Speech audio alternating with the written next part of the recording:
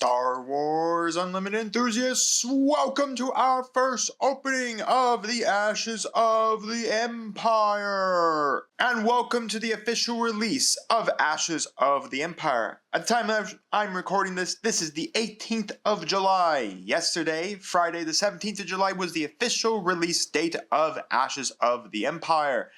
So we are no longer in the LOL format, we are now in the Ash format. And the best way to start out the Ash format opening is, of course, with our two new Spotlight decks. We got Luke Skywalker versus Palpatine. Of course, you don't know, Ashes of the Empire is set starting at Episode 6, Return of the Jedi, and going through the Mandalorian TV show and the Ahsoka TV show. So that's where most of our timeline for Ashes of the Empire exists. We do not get into the Disney sequel trilogy at all in this. While we have a few characters from the Disney sequel trilogy, like Poe and a couple of First Order Resistance characters, most of our timeline in Ashes of the Empire is set in episode 6 and post episode 6. It is a little sad that there's no Legends cards in here because the Legends continuity for Ashes of the Empire is very expansive into what they could have done. Honestly, they could probably just do an entire set of Ashes of the Empire 2 and then do it in the Legends continuity, because there's just so much in the Legends continuity for Ashes of the Empire. There's Luke Skywalker creating the Jedi or New Jedi Order. There is the whole mother of the three beings, the father, the son, and the daughter, and then the mother comes out. I mean, there's just so much you can really do within the Ash format 100%. So we're going to bust open both of these decks, check out what's inside if you've been on the fence of picking them up yourself, or you're wondering which one would really be good for you. I'm going to showcase them all, give you a little bit of my thoughts on the decks overall. I do 100% like the Luke Skywalker, so if you're 100% on the Luke Skywalker pathway, then this is probably a good one for you. I think Palpatine's okay. I might try him. I don't think he's horrible. I think he's a pretty okay leader for what he can do. So without further ado, let's bust him open. Let's start up with Mr. Palpatine. So as per normal, you do get your cardboard tokens for the starter deck. You are now guaranteed one pack of the current set in here, which is always a really nice thing when you just can get one of those. And then, of course, you have your paper foiled deck. So let's bust open our pack first. Let's see what we got in here. The leader will be a Hyperspace Baylan Skoll. A pretty nice card overall. Now, I'm not going to go through all of the cards here and my thoughts on everything as well, because I am going to be busting a box, so we are going to see a lot of these cards in our box.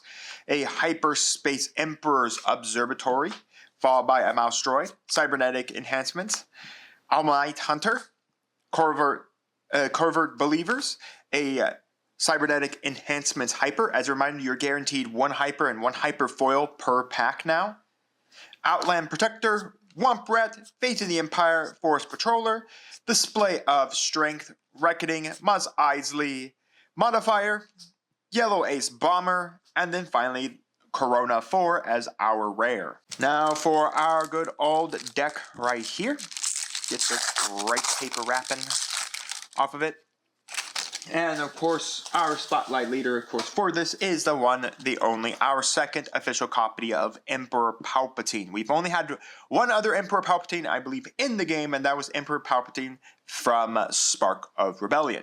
So Emperor Palpatine states, action, tap him, choose an exhausted friendly unit, give an advantage token for each other friendly unit. He does flip on 7 for 4, has 4/8, and then on attack may choose another exhausted friendly unit. If you do, give an advantage token for each other friendly unit. So Emperor's deck is all really about choosing your rested stuff and then giving it advantage tokens and then getting so many advantage tokens per other friendly unit on the battlefield. So he kind of is a advantage token spam. If you don't know, Ash's new gimmick was the advantage token. So it was basically a one-time use token that gives you a +1/+0 that disappears the second that you have attacked or have been or defend. So if you attack or defend, you lose the advantage token. It does make games go a little bit faster, and especially with us having still aggressive negotiations in the format, it does kind of bend this weird aspect where we might be in still a aggro format, if not moving into a much faster aggro format, which I don't really like. But I do think there are decks that can probably control it out. We are seeing that with like the new CAD Ash blue deck strategy right now in the game.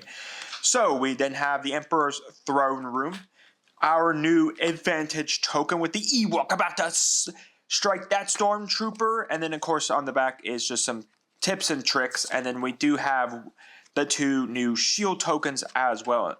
I do believe we have experience tokens in this set as well. But anyways, moving on, we have 88, Rook, Buthian 5, The Great Mothers. Ooh, a nice reprint of Craving Power. That's actually a pretty nice reprint there. 100%. If you're looking for more Craving Powers, that's nice to have another Craving Power in here, because this is still a very strong card in this format until LOF rotates out when we get set 10 in 2027, because the end of 2026 we will get Homeworlds. Then we have triple Ant Droid, triple Messenger, Emperor's Messenger, double Screeching TIE Fighter, triple Flanking Interceptor with the new keyword of support. Support allows you to, when you play this unit, you may attack with another unit. It gains that unit's other abilities. Now that is abilities that of course is their keywords like Grit, Restore, Ambush, or you would get ambushed, but it wouldn't matter. But like anything like those really good keywords, and all their on-attack triggers as well. So you're able to use all their on-attack abilities as well. So it's pretty nice. And it just allows you to swing with a guy, which again helps to push that aggro format that we're kind of in. Then we have our triple specialty rare Moff Gerard.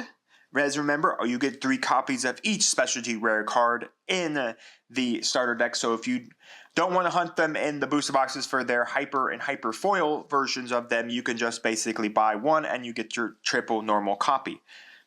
And then again, for his effect is if you would create a number of tokens, you may defeat this unit. If you do, create twice that number of tokens instead. It's actually a pretty good card. There's actually some really interesting playability, not just for advantage tokens, but for like experience tokens, for spies, for any form of token. Being able to double it is pretty nice. I think there could be some interesting things that do this with maybe like a Vader GTL strategy of popping him to like double TIE Fighter creation, especially maybe when Vader flips onto say the clone combat squadron, of being able to flip onto that bomber and then being able to create 2 TIE Fighters and then popping Geroid to then create 2 more TIE Fighters, which isn't all that bad of an idea. Being able to create 4 TIE Fighters, buffing up that bomber by a +4/+4 plus Vader's natural upgrade plus as well. So just something to strongly consider. Then we have double Shin Hati's Fiend Fighter, double Fairy Droid, triple Force Patroller, double Moth Gideon, triple Emperor's Champion, double Helix Starfighter, triple Darth Vader, the other specialty rare from here that it has shielded, and then while this unit is ready, just gains Sentinel, a nice like ready for 6 shielded Sentinel, which isn't too bad. Gazanti Assault Cruiser, then our triple specialty rare Executor of this unit gets +1 for each upgrade on other friendly units, and then when played, give an advantage token to each other friendly unit. So basically, it's a when played, give a bunch of advantage tokens out, and then it can get a +1.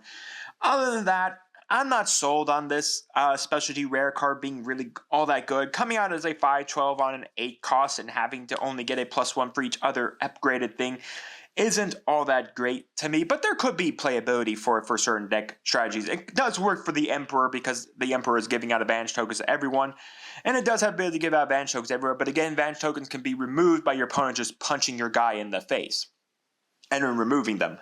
As a reminder, advantage tokens disappear whether or not the unit attacks or defends. So that is the gimmick of advantage tokens, where they aren't like experience that just kind of sit there and stay there. Advantage tokens do disappear once you have been attacked or defended.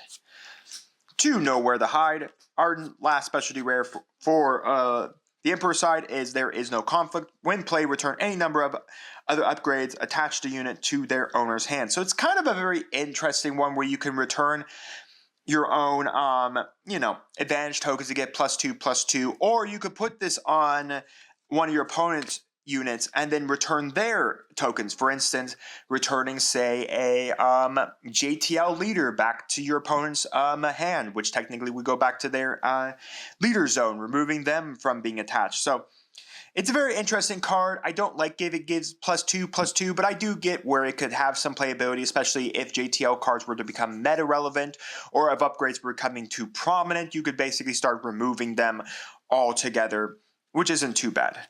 Then finally, to long live the Empire and to hold them off.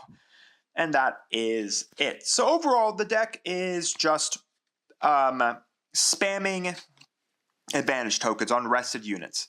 I don't think that's the best considering they're rested, but considering that they're rested, then you'll be able to then tap it to give an advantage token, and then basically have it for when you restand and being able to attack. And as long as you can keep enough other bodies up on the board state, you can get a good amount of advantage tokens on one guy to swing for big damage. I don't know if he could be all that good in Premier. I think he has some playability. Like I said, I think there is something about being able to spam enough advantage tokens onto the battlefield to be able to, beat your opponent in the face with them. But other than that, I'm not completely sold on this being a good leader, if I'm being kind of honest. I like what he can do. I just don't think he just has enough tempo in this current meta to where he could be playable. I think if you wanted to play a bunch of locals to have some fun, or if you wanted to do like a trilogy set with him, I think he could be fun. But I don't know. I'm not completely sold on this leader, but I like what he could do. Again, we are here more or less just discussing what you get in the deck, everything you have here. And there's some pretty good cards in here, like I said, There is no conflict is good, just upgrade, removal, bouncing stuff back to your opponent's hand, especially experience, and shields. The Darth Vader is pretty nice there as well. I mean, that's a pretty good Vader. A lot of this other stuff you can get in the set easy. I mean, the Geroid, I think, has some playability, especially in a Vader JTL strategy. Being able to double those TIE Fighter creations when he flips is pretty nice. And other than that, I mean, a nice reprint of Craving Power I'll take as well. That's actually a really good reprint there. But yeah, that is pretty much the Emperor Palpatine deck. Overall, my thoughts, it's just advantage spam, and that's all it's really good at. Let's move on to Luke Skywalker. Our pack for Luke Skywalker will be Grogu. Let us see what's inside this Grogu pack. Will we get lucky with anything? We will get an Ezra flipped backwards for some weird reason. Typically, leaders go like this, and then you have to flip them like that, but not where it comes out like this. So, little strange packaging there, but we've seen odd packaging things in here. Ezra is one of those leaders where I'm pretty hyped to see how well he goes into this meta. He's a good aggro-style leader coming into this meta, and I like him. I 100% like him. Would like to get a showcase of him 100%.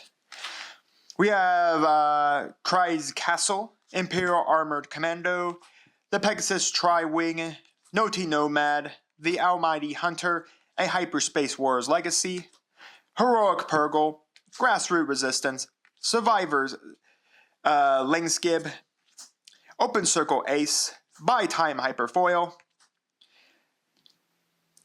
Captain Pelion, the Outcast, Hu Yang, and then our rare will be Rehabilitation. Now we move into Luke Skywalker himself. One of the leaders I definitely think is able to take this meta by storm because he is such a good leader. Luke, on his front side, states that when a friendly unit attack ends, you may exhaust this leader. If you do, heal 1 damage from that unit. He flips on 7 as well. He is 6'7", 6'7". Is that still a joke the young kids say these days? I'm a 30-year-old man now. I don't stay hip with the youngins these days. Anyways, Luke Skywalker states on his backside, when a friendly unit attack ends, including himself, you may heal 2 damage from a unit or from your base. So the front side allows you to heal units from just attacking your opponent and doing stuff like that, which is pretty nice. His backside is where he gets extremely powerful and can get into some nasty grind games. Being able to sit on his backside and being able to constantly swing all your units, whether they're swinging at your opponent, opponent's units or at their base, and being able to constantly heal your base until you're back at 0 makes him very powerful. And in my opinion, why I think he's a strong contender for this meta 100%. So be on the lookout for this Luke Skywalker in this upcoming meta. He's definitely a very powerful leader for this meta. He's just that good. I really liked him. I've already done a video on him. I think he's super powerful. I even played against Salone Blue, which I think Salone's going to be a very good meta-relevant leader for the set. And we had to go to Game 3 because Game 2, I just ground him into the dirt by using Luke's backside ability. Didn't help my opponent condemned Luke and thought that was going to turn off my static ability. No, it doesn't. But still, I absolutely love what this Luke Skywalker can do. This Luke Skywalker is going to be a menace in this meta. Not mentioning he's a menace in Eternal as well. I was thinking about it. You could do double blue Luke Skywalker and have access to Vigilance and all those really good double blue cards, and being able to do a whole bunch of gimmicky stuff with that. So, I could see some things in the Eternal with this Luke Skywalker for sure, but this one is a fun one indeed. He does come with a red base with the Dragon Snake Blog, Dagobah. He, of course, has his 3 advantage tokens, our tips and tricks about Luke Skywalker, and then our 2 shield tokens. And for the rest of the deck, we have 1 green leader, a very powerful red heroic card, by the way. This thing's going to see some very play. Followed by a Hera is printed in this one. Okay, that's 2 really good printed legendaries for this starter deck. This Hera, I think, is going to see some very strong play as well, depending on the deck. I've seen her in the new Mando Ash blue strategy as well. So when attack ends, if this unit dealt combat damage to a base, heal that much damage from your base. So basically, she swings for 3. She basically can heal 3 damage, which is pretty nice. We have Cobb Vanth, Baze, Heroic Sacrifice. This card's also pretty interesting. I think some people are going to gimmick out this card because it just says discard a unit from your hand. Deal 5 damage to a unit that costs more than the discarded card. You can discard villainy cards with this, especially in blue. Especially if you're red, white, and blue. Hey, the colors of the US. And you can pitch a villainy card off a unit of that that's cheap, deal 5 damage to one of your opponent's units, and because you'll be in blue, then you have access to the Anakin Skywalker from LOF Legendary, that when you have a heroic card in your graveyard, do -3/-3 to a unit. If you have a villainy card in your graveyard, give -3/-3 to a unit. I think we're going to see a lot of this comboed with that Anakin Skywalker to just pitch villainy cards that deal 5 damage, but then allow that Anakin to give maybe 2 units -3/-3, or 1 unit -6/-6. Double Battered Hallcraft, double Dr. Pershing, double Ewok Warrior, 1 Silver Angel, triple Specialty Rare Leia Organa. A really good card for this leader, even if you're going to play not in red.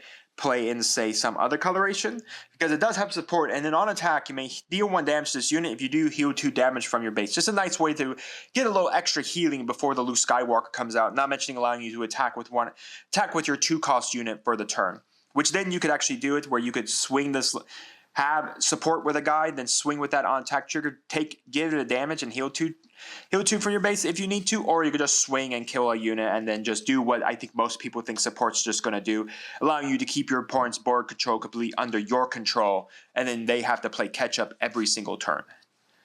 Double R5D4, triple Red Squadron X-Wing, triple Stalwart Fleet Trooper, double B-Wing Rearguard, triple Han Solo, the second specialty rare card from this set, which has Saboteur, and then when played, deal 3 damage to this unit and give 3 advantage tokens to a unit, which again, advantage tokens in my opinion are very good, especially if you're going to play aggressive style decks.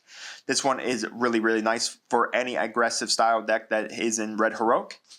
Triple Strike Team Vanguard, double Alphabet Squadron U-Wing, the triple Anakin Skywalker specialty rare. So again, we saw in Emperor Palpatine, we had Darth Vader, and this, of course, is when after Darth Vader throws the Emperor into the into the chute, and then basically kills him. This is when he becomes Anakin Skywalker, and he asks Luke to remove his helmet, even though it will kill him, just so he could see Luke's face one last time. That shows how much of a Star Wars fan I am, if I know that scene.